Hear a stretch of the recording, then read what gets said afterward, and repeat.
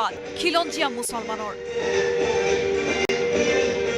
নিৰ্বাচন খেলিবলৈ পুঁজি আগবঢ়ালে খিলঞ্জীয়া মুছলমানে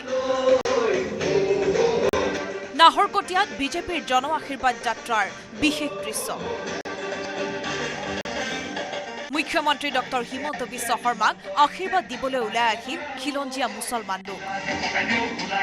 মুখ্যমন্ত্ৰীক নিৰ্বাচন খেলিবৰ বাবে সাহায্য আগবঢ়ালে লোকসকলে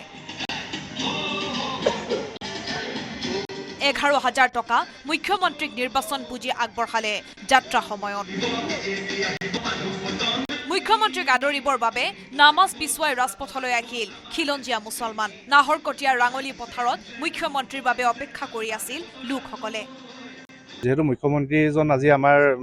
গাঁৱলৈ আহিছে আমাৰ সমাজলৈও আহিছে এফেলদিয়ে পাৰ হৈ যাব মছজিদৰ সন্মুখত সেয়ে আমি ৰাঙলীৰ পৰা মুছলমান সমাজৰ প্ৰায় সকলোবিলাক লোক পুৰুষ মহিলা উভয়ে আমি আজি ওলাই আহিছোঁ মছজিদৰ সন্মুখলৈ ওচৰৰ পৰা পাবলৈ তেখেতক আশীৰ্বাদ দিবলৈ বুলিয়ে আমি আমাৰ সামৰ্থ্য অনুযায়ী যোনে যেনেকৈ পাৰে আমি আমাৰ নিজৰ সত্ৰৰ ঘৰৰ মানুহ আছোঁ আৰু এই সত্ৰৰ ঘৰৰ মানুহৰ মাজতে আমি তেওঁৰ বাবে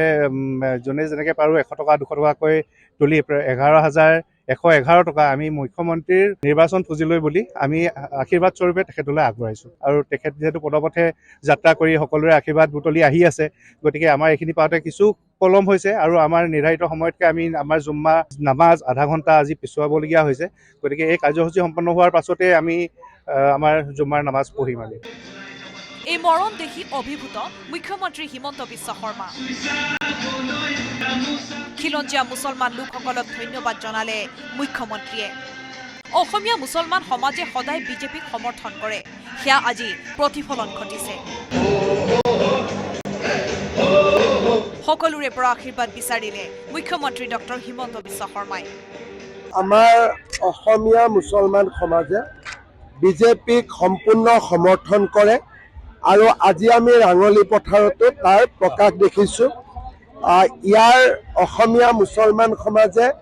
আমাৰ নিৰ্বাচনী পুঁজিৰ বাবে 11,000 টকা উপহাৰ দিছে মই সকলোকে হৃদয়ৰ পৰা ধন্যবাদ জনাইছোঁ আৰু এইটো ৰমজানৰ মাহ সকলোৱে ৰোজা ৰাখিছে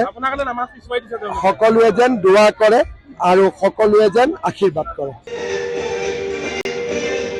এনেদৰে জাতি বৰ্ণ নিৰ্বিশেষে মুখ্যমন্ত্ৰীৰ নেতৃত্বত হোৱা জন আশীৰ্বাদ যাত্ৰালৈ সঁহাৰি জনতাৰ সঁহাৰি দেখি উৎসাহী মুখ্যমন্ত্ৰী doctor Himanta Biswa Sarma bureau' report news 18 Assam north east